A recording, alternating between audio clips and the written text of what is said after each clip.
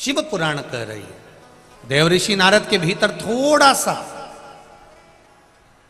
भक्ति है। देवऋषि नारद के भीतर ऐसा नहीं कि भक्ति नहीं है, शंकर जी की परम भक्त हैं, भगवान विष्णु के परम भक्त हैं देवऋषि नारद। दिन भर 24 घंटे नारायण नारायण नारायण नारायण नारायण नारायण करते रहे। ऐसा नहीं है कि भक्ति नहीं है।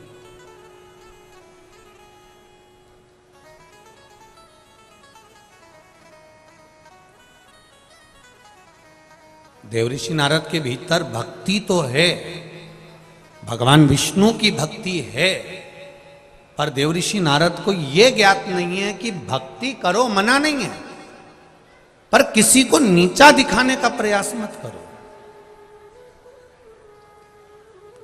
भजन करने की मना नहीं है, पर किसी को नीचा दिखाकर अगर आप भजन कर रहे हो तो उसका कोई महत्व नहीं।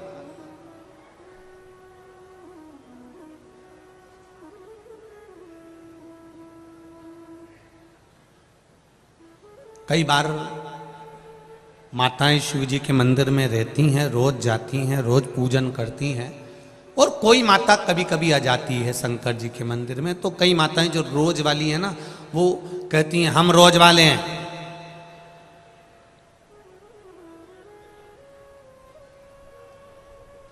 पहले हम पूजन करेंगे। ठीक है,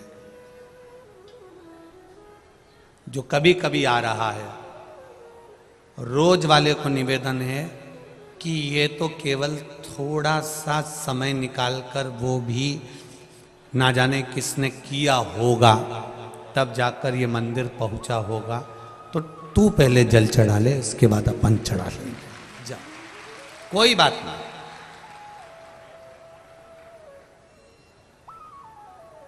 पर कई लोगों की आदत रहती है, जब तक वो दो चार को पूछते नहीं हैं, धक्का मक्का नहीं दें, तब तक वो प्रवेश करते ही नहीं है। 2 4 8 को जब तक वो हिला डुला नहीं देना, तब तक प्रवेश करना बड़ा कठिन है, बहुत कठिन।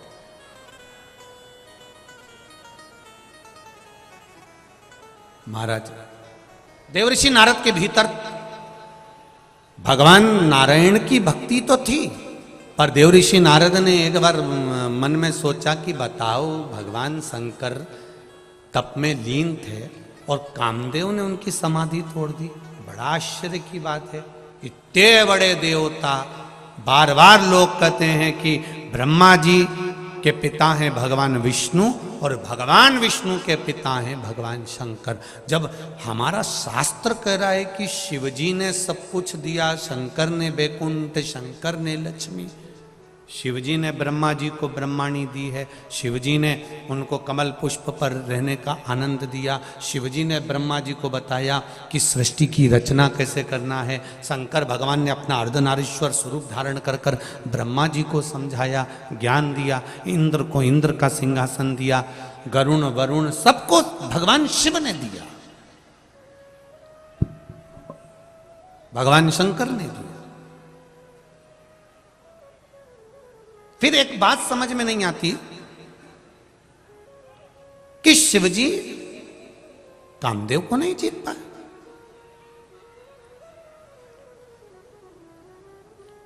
फिर समझ लेना मेरी जीजियां जितनी बैठी हैं इस कल्याणपुर कानपुर में जो कथा चल रही है, और जितने लोग आस्था चैनल पर सुन रहे हैं, जितने फेसबुक पर सुन रहे हैं, और जितने यहां सुन रहे हैं, और जितने बाउंड्री के बाहर सुन रहे हैं, आप लोग भी जरा ध्यान से सुनना।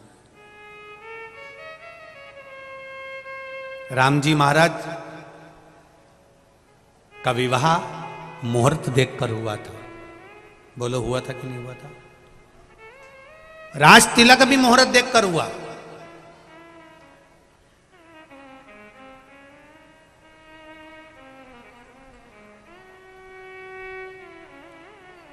सती मैया का विवाह भगवान शंकर के साथ हुआ,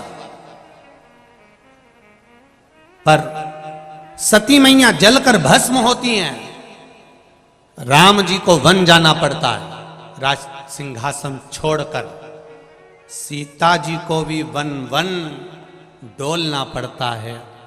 तो किसी ने एक प्रश्न किया कि ये क्यों हुआ, आखिर कारण क्या है, किस कारण से? स्वयं।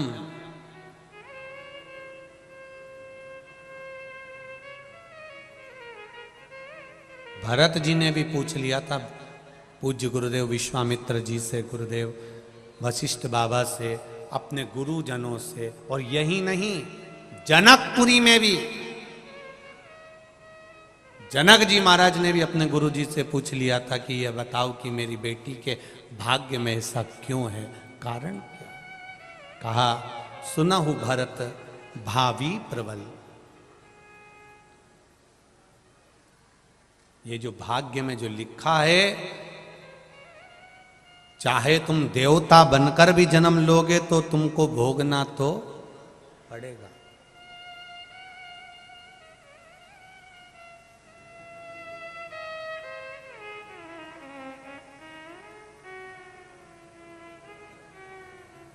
भोगना तो पड़ेगा, ये निश्चित है।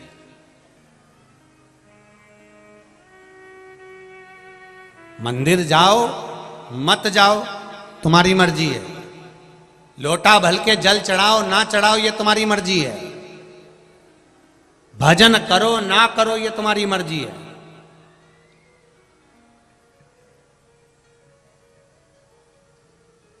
कर्म का भोग तो भोगना पड़ता है। मेरे राम जी महाराज ने छुपकर बाली को मारा था, तो कृष्ण अवतार में बाली ने छुपकर भगवान कृष्ण को बाण मारा था।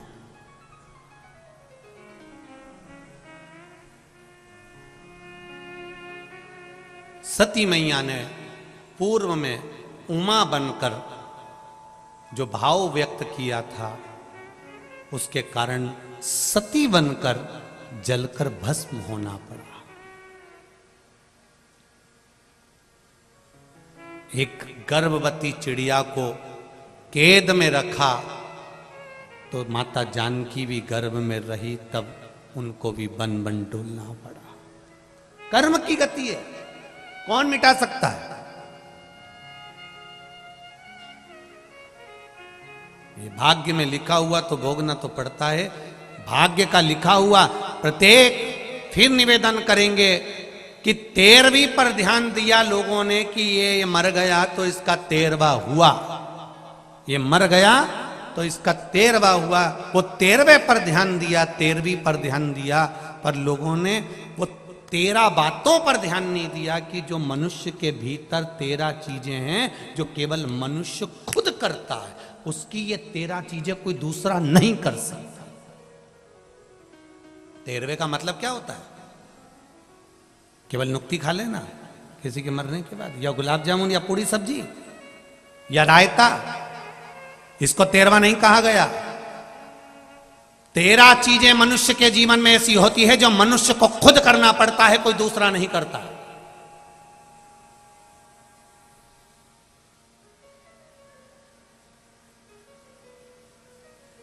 इसलिए मरने के बाद 13वें का महत्व आता है, इसलिए मरने के बाद 12वें का महत्व आता है।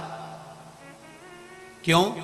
वो 13 चीजें हमारा सनातन धर्म कहता है। पहला, भोजन मनुष्य को खुद करना पड़ता है। दूसरा खा के बैठ जाएगा और तू उसका हाथ पकड़ ले तो तेरे शरीर में नहीं आएगा। बोलो री जी जियो, सही है? अगर ऐसा होता तो आज शादी में सबसे ज्यादा बचत होती। पति तुम्हारा समोसा खाता, तुम सिर पे पल्लू लेके उसको टच करके घूमती। एक प्लेट का भोजन बच गया कि नहीं बच गया? सवेरे पत्नी चाय पीती, पति उसको टच कर लेता, पी ले तू पी ले, मैं तुझे टच करा। बचता कि नहीं बचता? सनातन धर्म में 13वें के महत्व को समझो कि किसी के मरने के बाद 13वां क्यों होता है, किसी के मरने के बाद 12वां क्यों होता है। उस 13वां के 13 चीजें हमारे सनातन धर्म ने दी है कि ये 13 मनुष्य खुद करे तो फायदा है, दूसरा नहीं कर सकता। पहले नंबर पर भोजन स्वयं को करना पड़ता है, दूसरे नंबर पर प्यास, पानी खुद को पीना पड़ता है। पड़ोसी पानी पिएगा तो तुमको तृप्ति नहीं मिलेगी। तीसरे नंबर पर है खांसी। अब तुम्हें खांसी आ रही है, तुम पड़ोसन से कहते तू खांस ले, खांस, पड़ोसन खांस लेगी तो तेरी खांसी ठीक हो जाएगी? नहीं, खांसना भी खुद को पड़ता है। छींकना, जैसे ही छींक आए इतने में तुम्हारे पति के दर्द, छींका, छींक देगा। छींकना भी स्वयं पड़ता है। नींद, तुम्हारे बत्तल का कोई दूसरा सो भी जाएगा ना तो तुम्हें लाभ नहीं मिलेगा। नींद भी स्वयं को ही लेना पड़ेगा, स्वयं को नींद लेना स्वयं। 5वें नंबर पर, 6ठे नंबर पर आती है फिर उबासी। जो आप मुंह खोलकर उबासी लेते हो, ये भी कोई दूसरा नहीं ले सकता, ये अपने को खुद की लेना पड़ेगी। फिर आया दुख। तुम्हारा लिखा है बहू डॉक्टर के पास ले जाएगी, दवाई दे देगी, दलिया बना देगी, थूली बना देगी, 1 गिलास दूध दे देगी, पर दुख तो तुमको झेलना पड़ेगा। दांत में तकलीफ हुई तो बहू से कह दो तू झेल ले, वो दलिया खा लेगी, दूध भी पी जाएगी 1 गिलास भर के, पर तकलीफ तो खुद को झेलना, कोई दूसरा नहीं झेले। सुख, ये भी हम स्वयं झेल सकते हैं, कोई दूसरा नहीं। रोना, हमारे बत्तल का दूसरा नहीं रोएगा, तुम्हें देखकर भले रो लेगा, पर रोना भी हमारा खुद का है, हंसना भी हमारा खुद का है। 11वें नंबर पर है नित्य क्रिया, प्रातः के समय की, वह भी हमारी खुद की, कोई दूसरा नहीं कर सकता।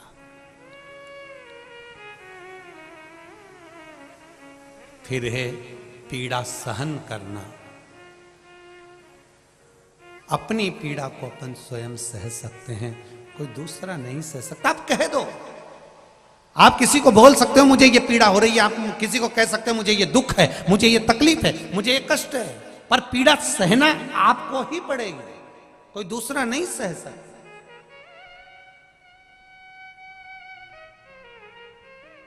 फिर 13वें नंबर पर आया है भजन।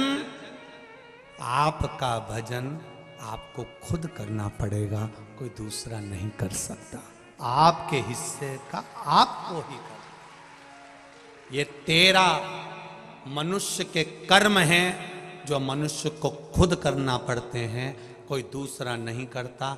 जब मनुष्य ये 13 में से 12 जैसे आपने अपने लिए करा है, उसी तरह 13वें नंबर का भजन भी आपको खुद को अपने लिए करना पड़ेगा। कोई कह दे कि साहब वो दादाजी मर गए और उनके निमित्त से हमने पंडित जी को भोजन कराया, पंडित जी भोजन कर लेंगे, मना नहीं है, पंडित जी को भोजन करने में मना नहीं, ब्राह्मण भोजन कर लेगा, मना नहीं है, पर निवेदन है, भोजन करने की मना नहीं है, उसके निमित्त के भोजन करने की मना नहीं, पर जीते जी अपने द्वारा किया हुआ कर्म का